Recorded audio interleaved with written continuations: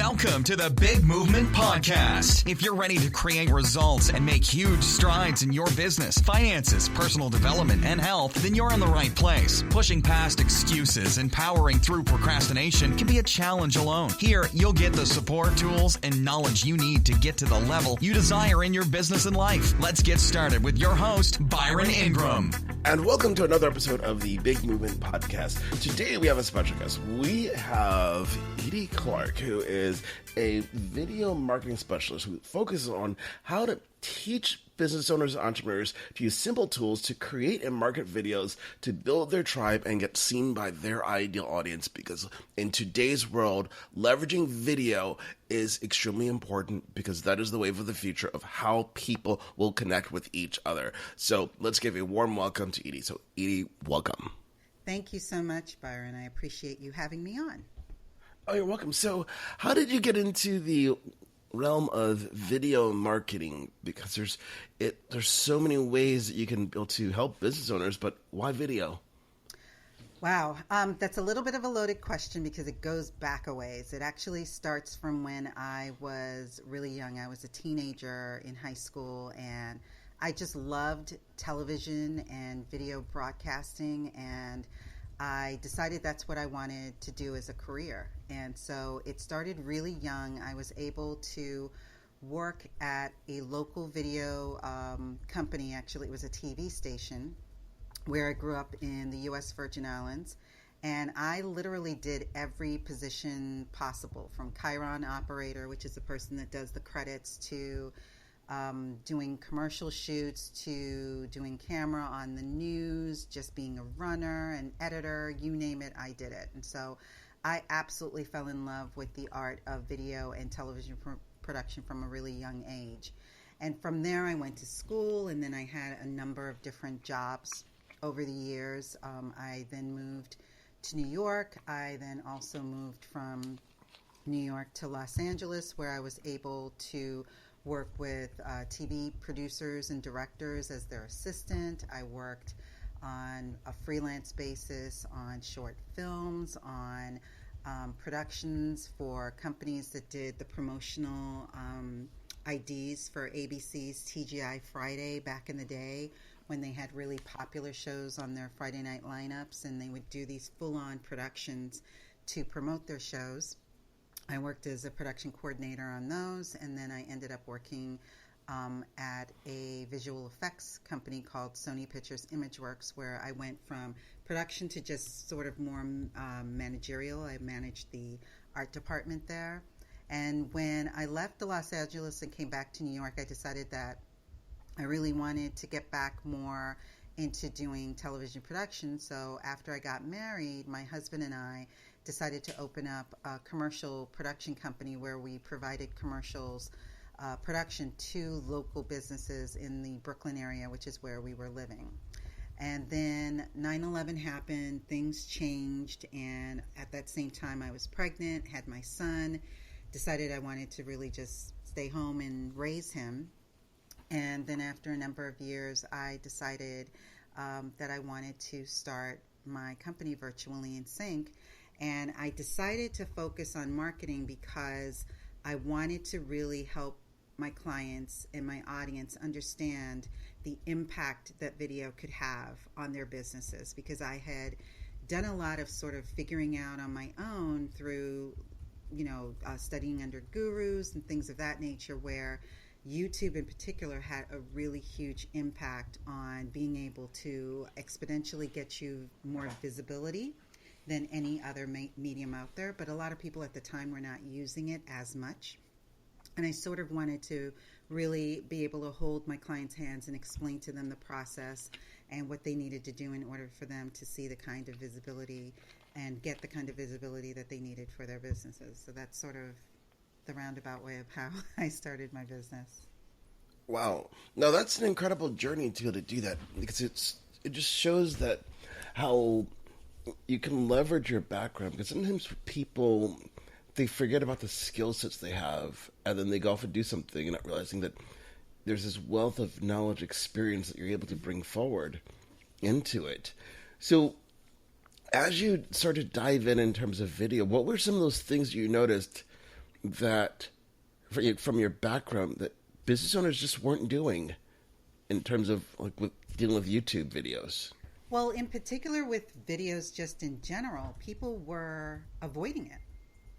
And they were avoiding it once I started to really sit down and question people, whether it was through social media or just when I had them on the phone for consultations. The main reason why they were avoiding it was because they didn't know. They didn't know what they needed to do. They made a lot of assumptions that it was a lot more complicated and involved than they wanted to be bothered with, frankly. They wanted to have things that were really simple and easy and just didn't take a lot of brain cells in terms of figuring out what needed to be done. And they just assumed that, oh, video is really complicated, it's super expensive, so I'm going to avoid it like the plague.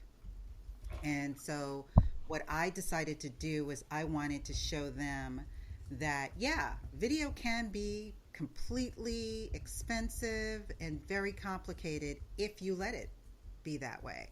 But there are ways that you can create videos for your business that don't have to take up a tremendous amount of your time if you do it right, and don't have to be astronomically expensive.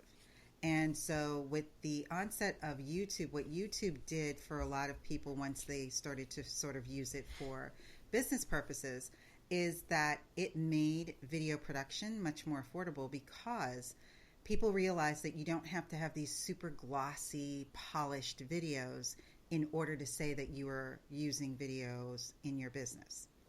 You could do a video where you were filming yourself with your phone, or, you know, in the early days, people were using flip cameras and different cameras like that were specifically purchased just so that they could film themselves or their families doing, you know, fun things and then putting them up on YouTube. So YouTube just made video and video production a lot more accessible. But there still was a segment of the population that were not aware that it wasn't as complicated as they had thought that it was.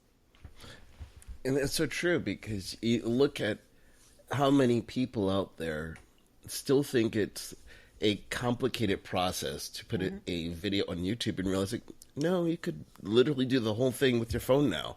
Yeah.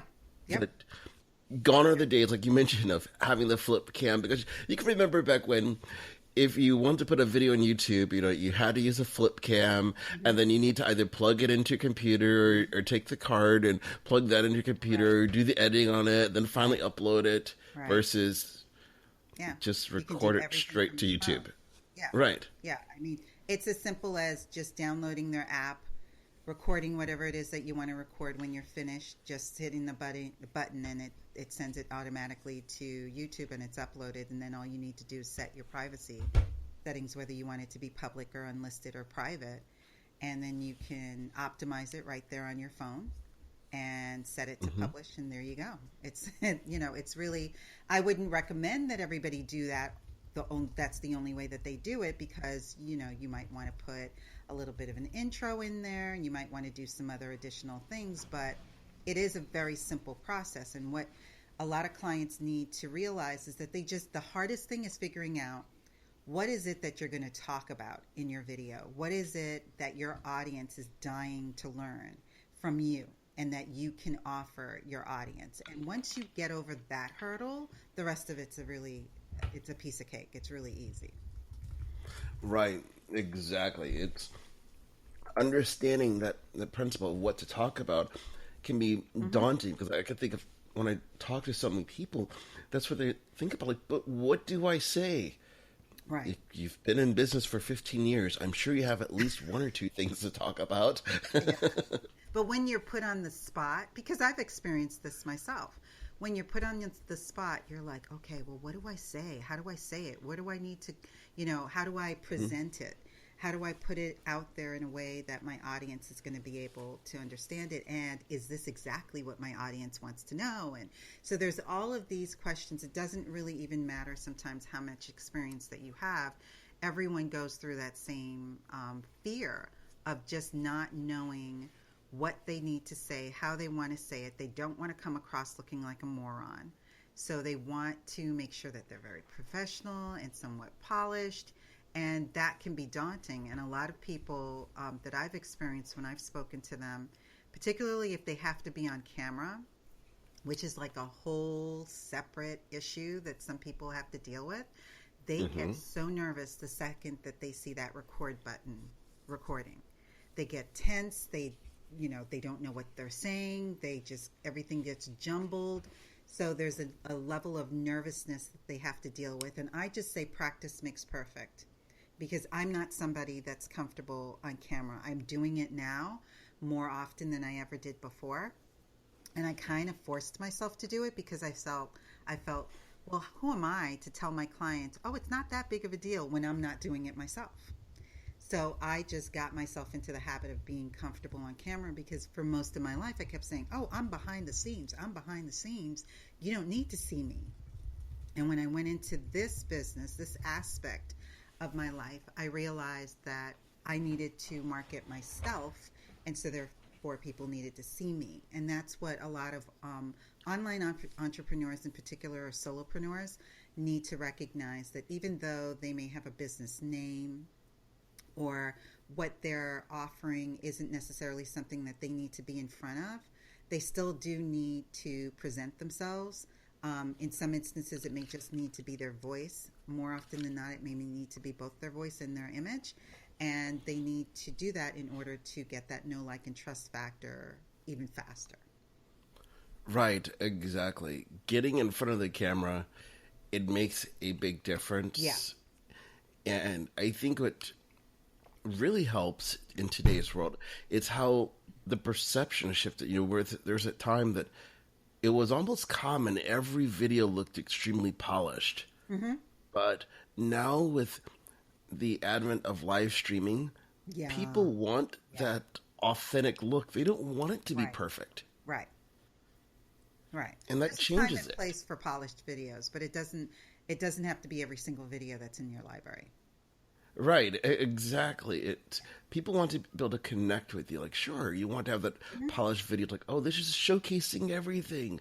But then people want to see, like, how are you with your sleeves rolled up getting to work?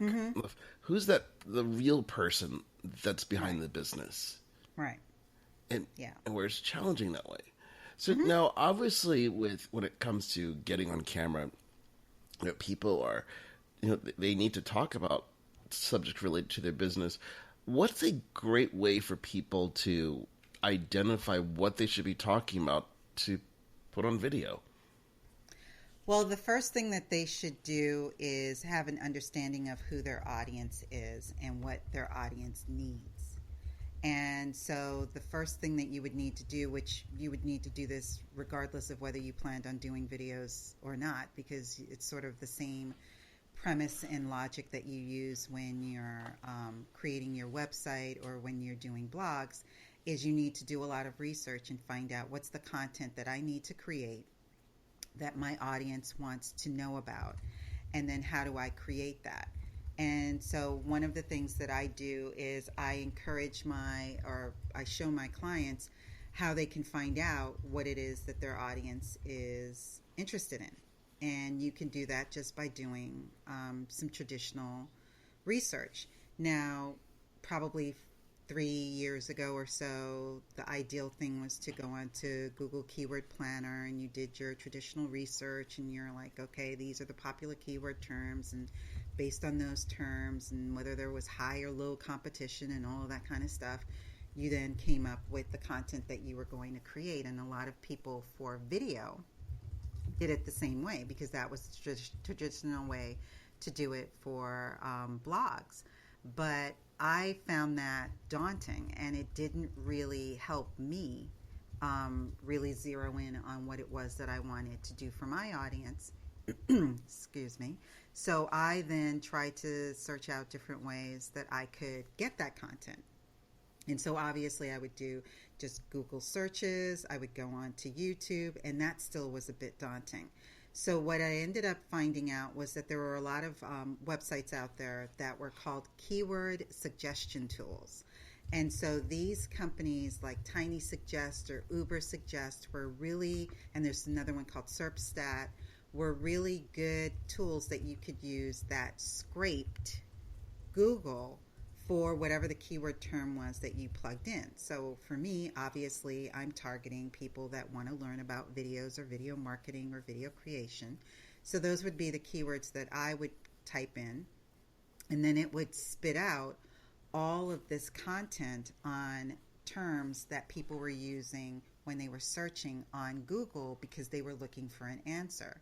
So a lot of them were usually posed in the form of a question, which was ideal, because what I then realized was that the best, most popular video to create is a how-to video or a tutorial video. You want to teach your audience something. You always want to educate or entertain or engage with your audience when you're doing videos. And so if you're educating them, and you're in particular educating them for free, they're going to love you, especially if you're giving them content that's really helpful and that's actionable, that they can do things on. They're going to then engage with you on those videos because you are so helpful, or maybe it may have prompted additional questions that you can then delve into further with them. And so the latest tool that I've discovered in this world of trying to figure out what I'm going to create content on is a tool called Storybase, which I've absolutely fallen in love with.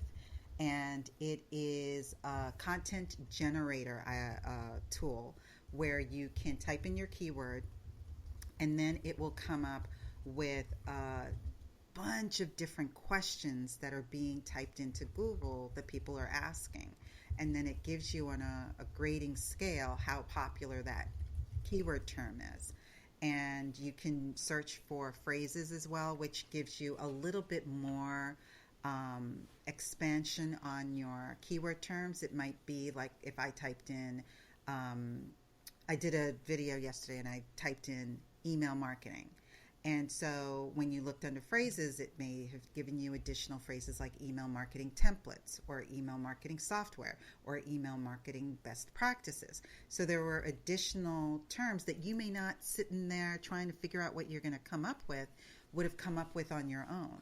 So that saves a tremendous amount of time. And once you know what you're going to talk about, the rest of it just falls into place in terms of how to create the videos. Now, that is an incredible tip, because so many people, they get stuck on that, what do I talk about, and then not even sure about how to go about doing it. Because like you said, using the keyword planner in the past, that was daunting. And if you're not familiar with the tool, it can be extremely overwhelming. Yes. But and it was a tedious process, Oh, yeah. It's not easy. Like, okay, I have 800 terms here. Let me start looking through this. Right. Oh, that sounds good. No one's really looking for that. Right. That's just just a one-word term there. Right. But to dive in and see, oh, here's what actual questions are. Even better. Yeah. That makes a huge difference in people's lives. Yeah, truly it does. And so that's the biggest hurdle that a lot of people have. And so once they've discovered that, then it's just a matter of, okay, how am I going to create the video? And if it's a how-to video, I always recommend, if it's possible, I mean, there are some exceptions, like the beauty industry is an exception. And then obviously if anybody does anything with their hands, it's going to be an exception where you're going to have, in those instances, to shoot videos where you're in front of the camera and you're showing them, if it's beauty, how to put on the makeup or how to do whatever they need to do with their hair or whatever. But for the most of us that have online businesses, whether in social media or in video or in email or, we're a coach or whatever, we can most often just show our audience what they need to do through the computer. So it's almost like a webinar. So you can teach them visually that manner. Then it's, who wouldn't want to be able to create videos like that? And if you can create them in a really quick and easy way, and I like to help people figure out what's the easiest, simplest way to do things, then you have a method of how you're going to create your videos after you've now discovered what videos you're going to create. So it's making the whole process a lot easier and simplifying it for audiences. And once they hear that, they're like, oh my God, it's that easy. It's that simple to do that. So it really just makes things a lot easier for them. Right. Oh, yeah, definitely. When you can create content and not be on it for some people, Right. that makes a world of a difference. 'Cause it's amazing the amount of people, if they're just talking, they can talk all day if you let them. Mm-hmm. But the moment you put the camera in front of their face, they're reduced down to saying things like "hi," and that's it. Yeah. That's why I think Facebook Live is so great, because I think a lot more people are getting exposed to it and using it a lot better and more often than a lot of people were using Periscope. Periscope for me was extremely daunting because of the fact that I didn't feel safe in that environment. And I don't want it to make it seem as if it was like, oh my God, this scary thing. But it was just the prospect that you did not know who in the world would be popping on and what they would say. Whereas That's so true. Yeah, Facebook Live is a little bit better because you can do the Facebook Live on your personal page, you can do it on your business page, you can do it in your private group, or if there are some groups that allow it, you can do it in their groups. And so it's a much more enclosed environment, so you are willing to take that risk, especially if the person that's running the group says, look, I want you guys to get comfortable using Facebook Live, so please use it in this group. It's a safe environment. All of us care about you and we want to see you succeed. So it's a lot safer. You're not going to have those quote unquote trolls coming and saying nasty things to you. So I think that Facebook Live has made being on camera a little bit more comfortable for people. And so that I've been so thankful for, because then you don't really have to worry that much about that hurdle. Now, I'm not saying everybody is embracing it, but a lot more people are embracing it than not. Oh, definitely. It makes a huge difference when you don't have to worry about that notion of trolls. Because if you think about what it comes to Periscope, if that broadcast is just going out there, so anybody and everybody can jump on board. Yeah, and exactly. that was shocking to people. And then, then just to hear the stories of what some people are saying, like, well, of course, that would make someone who was, let's say, afraid of being on camera just say, I'm not doing that anymore, because now they feel violated as this person just jumped into their world, versus on Facebook Live. They can talk about it with just something with their close friends and know that they're not going to, have their friends say, oh yeah, you shouldn't be on camera. Right. You're not going to have that happen. Yeah. At least I hope not. Gosh. Yeah. I'm sure that there might be isolated incidences. I hope to God not either.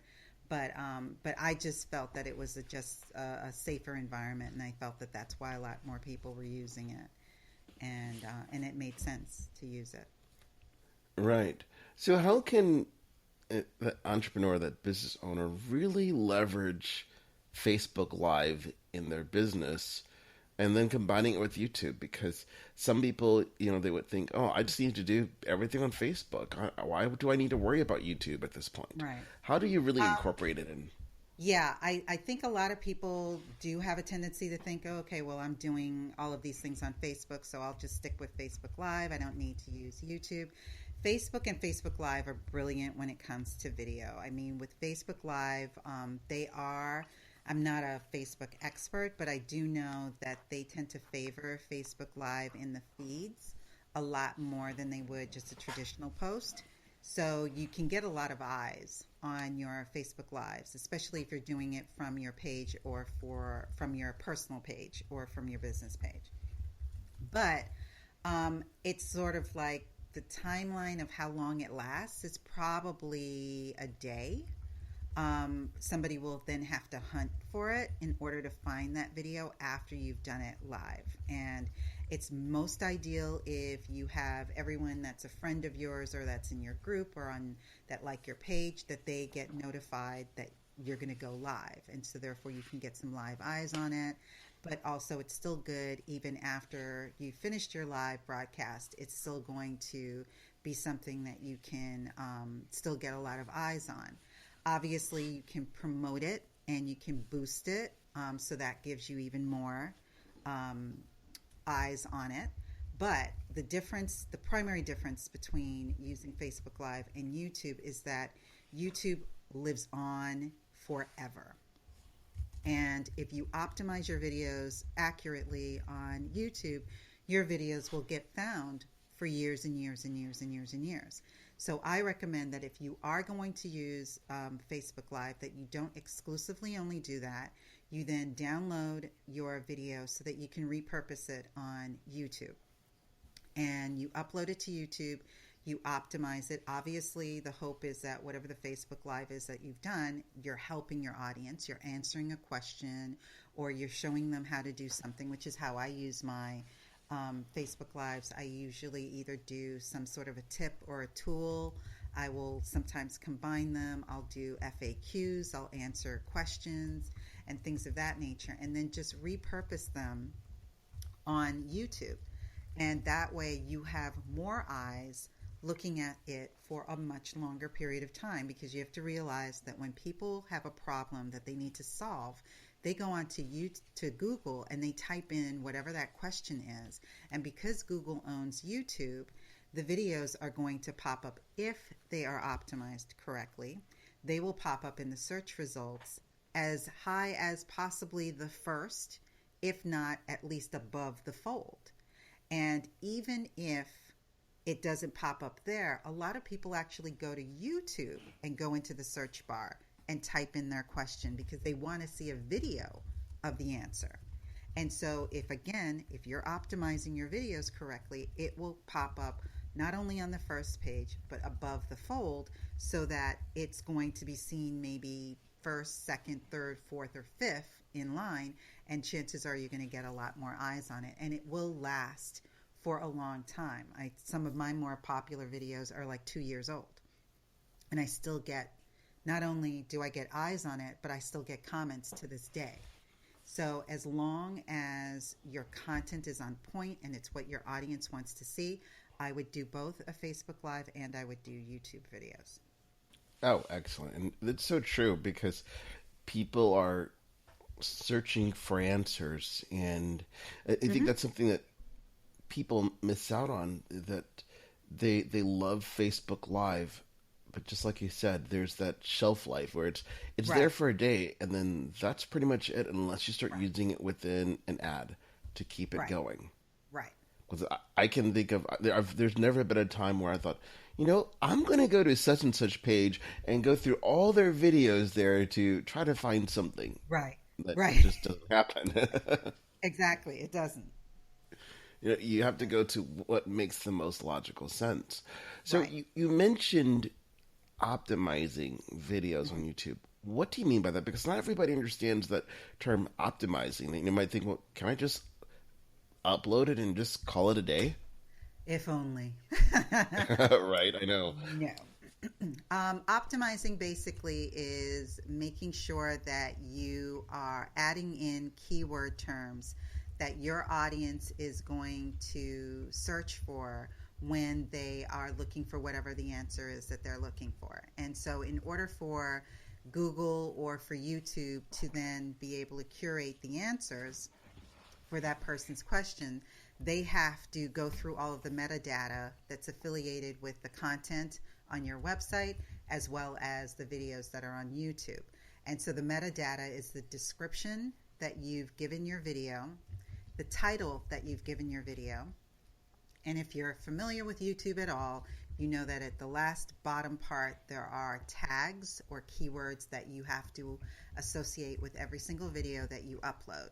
And so those keyword terms have to be keyword terms that are affiliated with exactly what your video is about, and B, they should be used in the terms that your audience is typing them in when they are searching for it. So for example, let's go back to email management. If someone is wanting to know what exactly is email management, and obviously that's the answer that you're providing them, that would be the title of your video, as well as you would put in that exact title in the keyword tag at the bottom. Let's say if in that same video you're giving them best practices to use when doing email management, then you would want to have that as another keyword term. So it could be email management best practices, or some variation on those terms, and that's where Storybase comes in, because it can give you all of the different variables on how you can say something, and you would use those, and those are called long tail keywords because they're not a single keyword. They're a group of keywords that are put together, because those are the terms that people are using when they're typing it into Google or into YouTube. So if you use this correctly, you will be able to make sure that your video is found, if not in the number one spot, definitely above the fold, which basically means that it's on when someone opens up their screen, they can see, however many results. If it's, let's say, 4 results, yours would be on the screen there. So that's what they call above the fold, as opposed to having to scroll down to see what else is on the rest of the page. And that's your goal. For every video that you do, you want to make sure that your video can be found above the fold. And so in order for that to happen, you have to make sure that you apply the correct keyword terms in every aspect of that video once it's on YouTube. So in the title description, in the description itself, and then with the keyword tags that are at the bottom below the description, you want to put in all of those keyword terms that your audience is going to use in order to find that specific video. So that's what optimization, it's the same premise as when you optimize your blog or when you optimize your website. The only difference is this is video optimization. Oh, excellent. And all those things matter because you look at the amount of videos out there that they're not optimized. Right. And where someone said, but I put my video up there, and well, you have to do this. After you get into the habit of optimizing, how long should it really take someone to do it? It all depends on the popularity of those keywords. A lot of times it can take, in some instances, a day. In other instances, it can take anywhere from a month to 2.5 months in order for the video to be seen on the first page. So it all depends on, is the video that you're creating in a category that's super popular?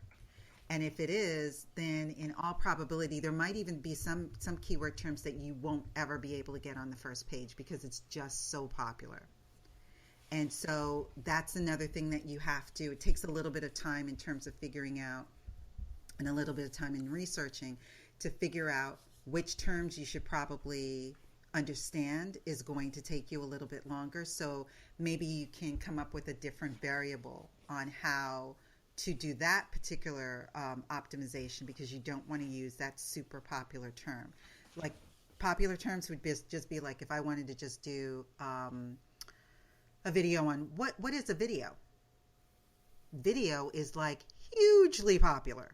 So I wouldn't even waste my time on that because that's just never going to be found. There's too many search results that would come up.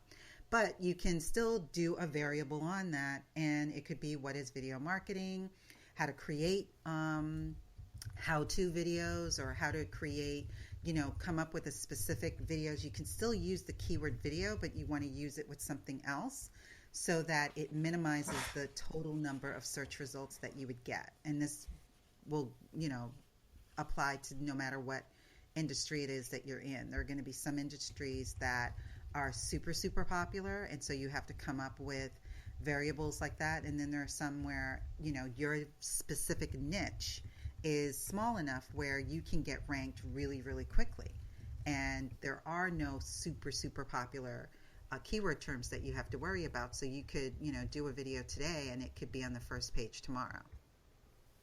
Right, that's so true. It's all about taking that extra bit of time to determine where should you put your focus at, because it's so easy to think that, oh my gosh, I got to go after that one term. Right. But the videos that are ranking, they've been there for like 3 or 4 years. Yeah, so exactly. Good luck on that one. Right. Exactly. Yeah. Because there's so many times people just think if they follow a recipe, they should have a video ranked right away. But just like you said, some things it can take a day, and other stuff it can take a month or more. Right. Right. Now, Yeah. obviously, having that video up there, that's just that first thing. What is it that people should be doing with their viewers on YouTube? Like great, it's on a video. Now what? What do you recommend for people to be doing there? Right. Once your video is up and you're starting to get views and people are engaging, and it's shocking, and I don't know why I'm still surprised by this, the amount of times that people will actually take the time out of their day after they've seen a video and comment. And I don't know why I'm still blown away by that after all of these years, but I am. And the number one thing that you want to do is you want to make sure that you are engaging with them. Because these are people that not only took the time out of their day to, whether it's thank you, they may have just liked your video, or they may have made a comment saying, oh my God, you saved me. This, saved me such a tremendous amount of time, or I really appreciate this. These are also people that can refer your video to others. And so you want to take the time to actually respond to all of their their comments. And I do that myself. That's not even something that I outsource.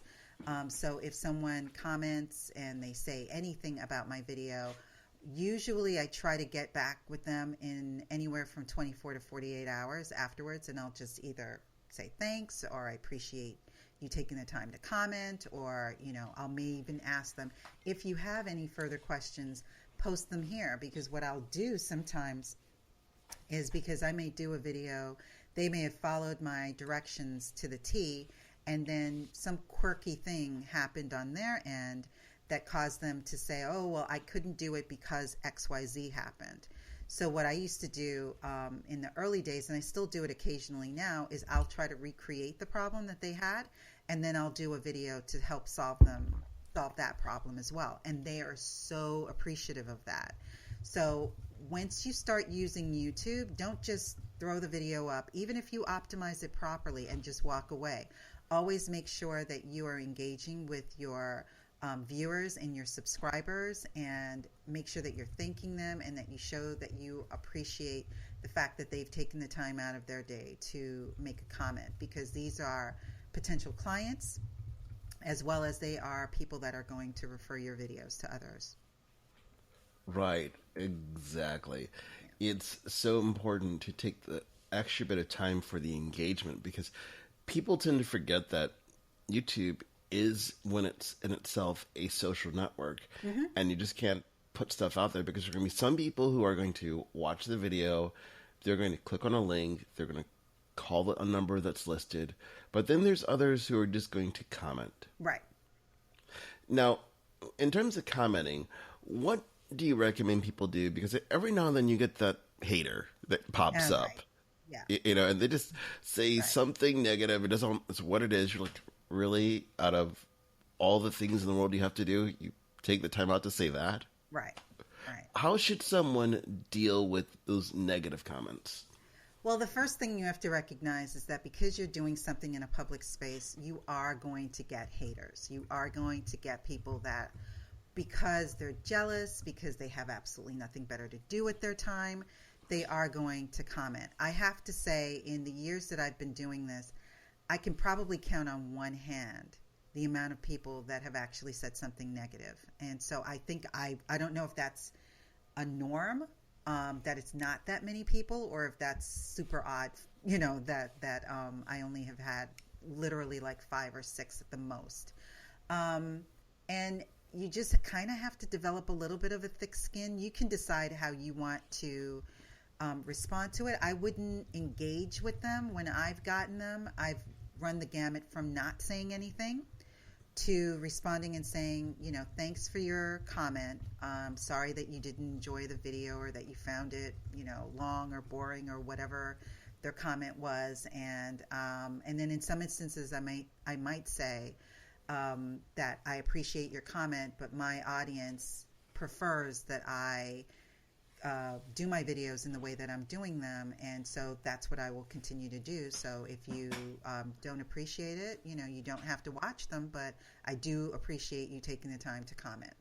So it's really up to you on how you want to respond. The vast majority of haters that I've gotten have been people that have said, they may have said something about my voice, or they may have said that it was boring or that it was long. And these are usually on videos that are super popular. So when I see that, I'm like, okay, you're truly a hater. So I just don't I don't worry about it, and I let it roll off my back. I'm not going to say that that's an easy thing, because it isn't. It is something that still bothers you. It'll bother me for about a second now, and then I just move on. Right. It's all part of that process, because Right. when you think about the law of mass numbers, there will be that percentage of people that absolutely love it, and then you're going to have those that don't. I think a great way to look at it is go onto Amazon and look at some of the popular books out there. You'll see the reviews, some people saying, oh, this was amazing, and then right below it you'll see someone says, oh, this thing sucked, Right. whatever. Exactly. Like, wait a second, it's the same piece of material. So no matter what, there will always be people that love it, and then those that don't. Right. Exactly. You can't please everyone. Right. No matter how much you really, really try, it's not going to happen. Now, you could be giving away a free car, and someone's going to say, well, how come it's not a Jeep or whatever? Mm-hmm. Like, really? It's a free car. Get over it. Right. Yep. You'll always have those. Exactly. So when you're putting all this stuff together in terms of video marketing, ultimately, where should people be sending the traffic to from their videos? Ideally, you want to send them to, I use lead pages. I'm not necessarily here advocating only using lead pages, but you want to send them somewhere where they're going to get something for free that's affiliated with the content that you've just created. So it could be a checklist, it could be a guidebook or a guide, or something that is related to whatever the content of your video was, because you don't want your audience to just sit on YouTube only, because just like every social media platform out there, you don't own that audience. It's nice that they've come and seen your stuff and liked you and engaged with you, but that's all that's going to happen. You don't have their email information. There's no way that you can legally send anything to them if they don't opt in to something that you have. So you have to build in call to actions within your videos, and then also include that information in your description, so that you give them something to do when they're finished with your video. So you have to always make sure that you give them a call to action. And I like to come up with a generic checklist or guide or whatever it is that can maybe be affiliated with a number of videos, as opposed to having to come up with one for every single video that you do. And that way you'll be able to drive the traffic back to your website. And like I said, I happen to use lead pages, but I'm not saying that that's the only one. If you want to use some sort of an opt-in that's on your website, or if you use Optimized Press or Unbounced, or whatever service it is that you use, you always want to make sure that you're driving traffic away from YouTube and onto a way that you can then build up your email list. Oh, excellent. So then, obviously, capture emails makes a difference. If for people to, because sometimes I think a challenge can be, it's they look at, well, I'm creating videos and then I'm getting a person here and there. What amount of content should people have for them to consistently be generating opt-ins? Because some people might say, well, I just have this one main one. But if you're relying solely on organic traffic, mm-hmm. how many videos should someone really be having to generate leads consistently for their business? That I've heard a lot of different feedback on, and some people may do the daunting thing, like they might create, say, maybe a video a week, and they may do, each video goes to one opt-in, and then the next month they have a different opt-in, and the next month they have a different opt-in. If that's daunting for you, I don't do it that way. I have probably about, right now, I think I have 4 different opt-ins that I sort of juggle around. And I came down to 4 only because it was sending me crazy, trying to keep track of all of my opt-ins. So I try to do videos that will be about a range of topics that pertain to whatever that opt-in may be. So if I have an opt-in, for example, I'm in the process of creating some videos right now where I have an opt-in that is a guidebook, and it's a / workbook, and it probably is about, it's a thick one. It's probably like 17 or 18 pages long. So I will do a series of videos that may be probably 10 videos that I can create that surround and are targeting that specific opt-in. And I can all have, every single video that I do can use that opt-in to affiliate with it. So I think what you should try to really do is just get your mind on, okay, how many opt-ins do I want to have in the course of a year? And if you decide, okay, I want to have like 4 really good opt-ins, then try and then figure out, okay, from the first opt-in, what's the content that you can create for your audience that would then feed into that opt-in?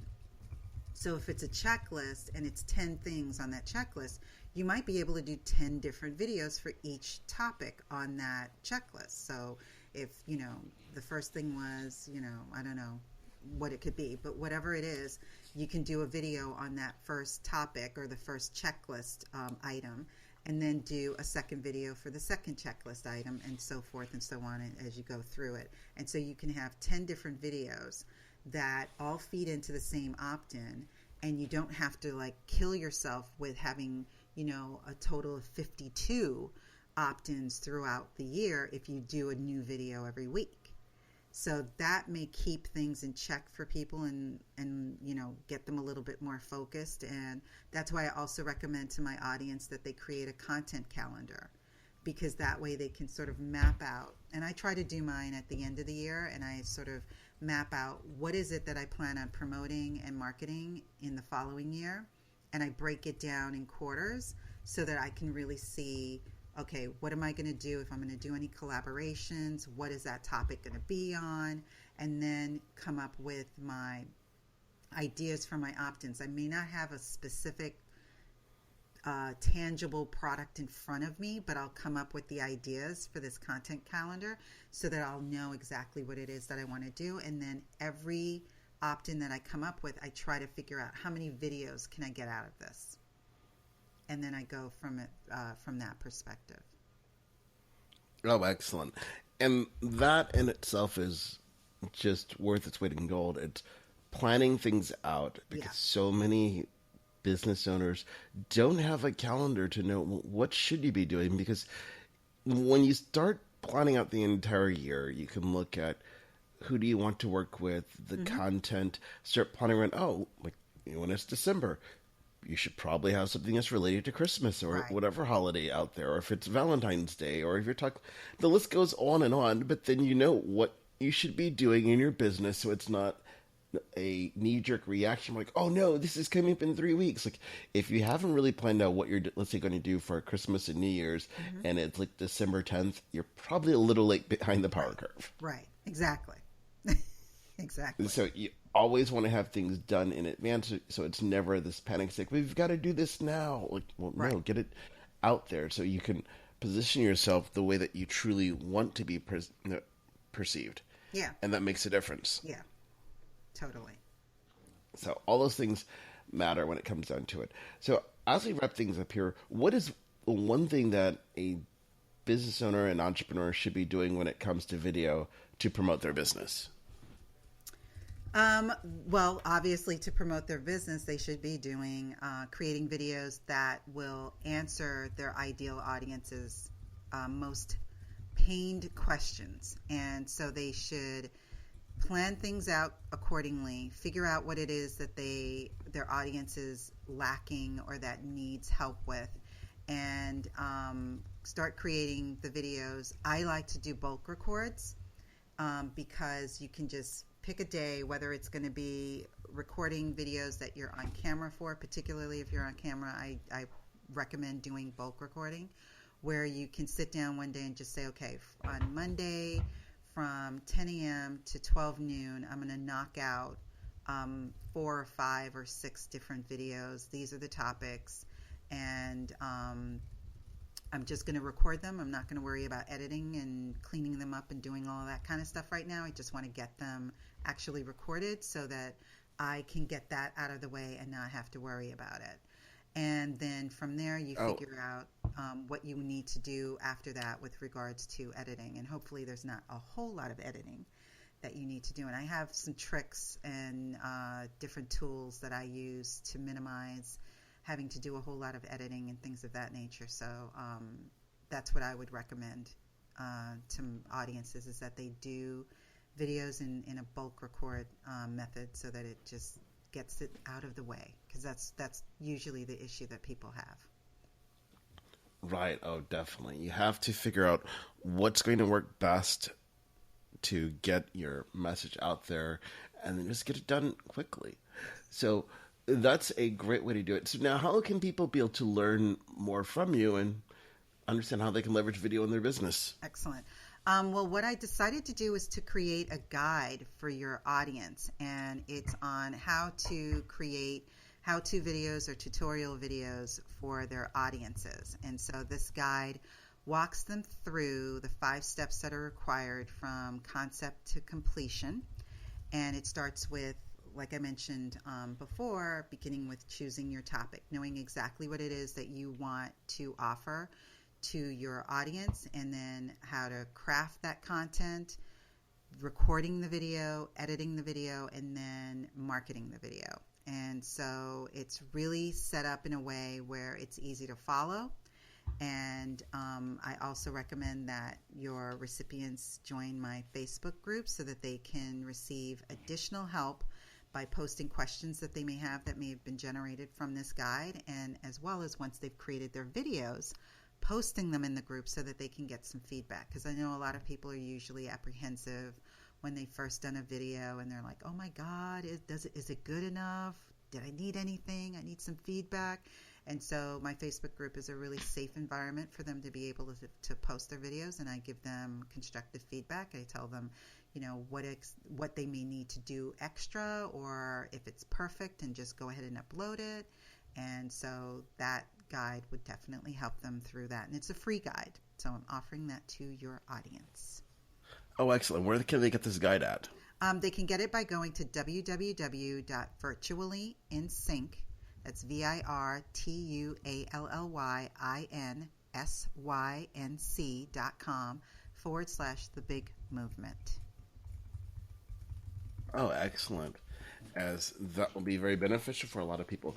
Well, Edie, I want to thank you for coming onto the Big Movement podcast today and sharing your wealth of wisdom on how to leverage videos to market your business, but also to grow your list so you can be able to grow your business. Excellent. Thank you, Byron. This is really a lot of fun. Oh, you're welcome. Thanks for listening to the Big Movement Podcast today. And be sure to subscribe so you don't miss an episode. Now that you've surely been inspired to take your entrepreneurial career and business to the next level, you can stop by the website and get more. And if you're ready to boost your business brand, be sure to grab your free report, 7 Easy Steps to Build Your Brand Today.